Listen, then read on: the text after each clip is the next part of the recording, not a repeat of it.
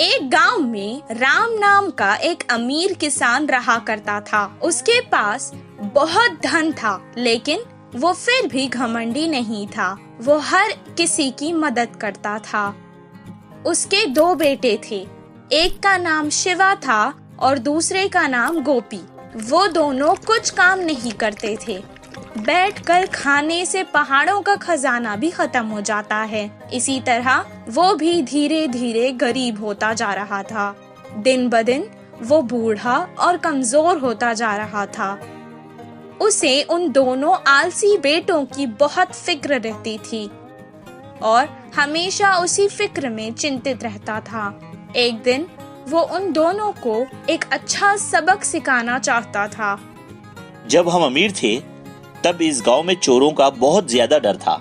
इसलिए मैंने कुछ सोने के सिक्के अपने खेत में एक घड़े में छुपा कर रख दिए थे। बहुत वक्त हो गया है ना, इसलिए मुझे याद नहीं आ रहा है कि वो कहाँ रखे हैं। तुम दोनों सारा खेत खोद दो और उस घड़े को बाहर निकालो। अब हमें उस सिक्कों की बहुत ज्यादा जरूरत है। बहुत खुशी से शिवा और गोपी खेत गए और सारा खेत खोदने लगे।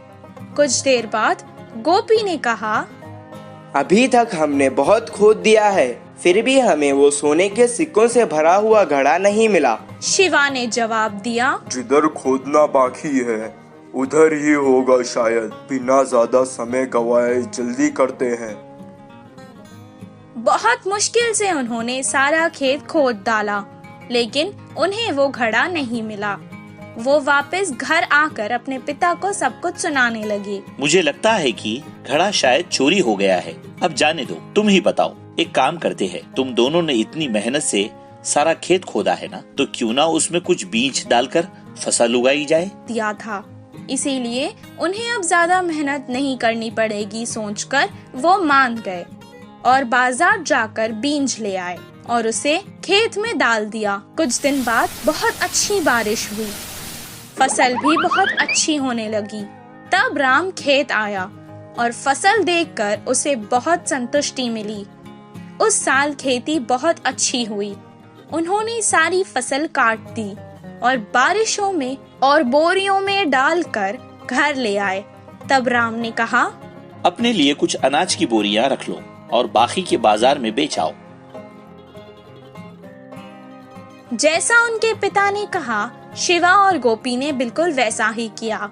सारी फसल बेचकर उसके पैसे अपने पिता को लाकर दे दिए।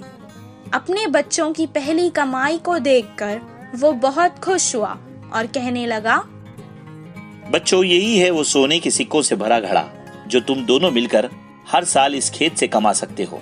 तुम दोनों सुखी जीवन बिता सकते हो और हर किसी